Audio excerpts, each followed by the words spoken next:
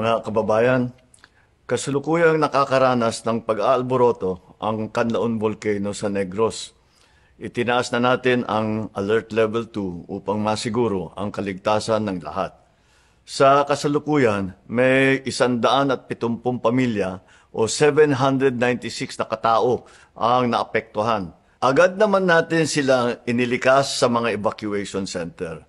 Patuloy ang ating mga ahensya tulad ng PhilBox, NDRMC at ang DSWD sa kanilang masusing pagsusubaybay at pagbibigay ng suporta. Namigay na tayo ng mga sleeping kits sa La Castellana at may 13,000 family food packs na ang nakapreposition sa Negros Island at may karagdagang 40,000 food packs at iba pang non-food items na paparating.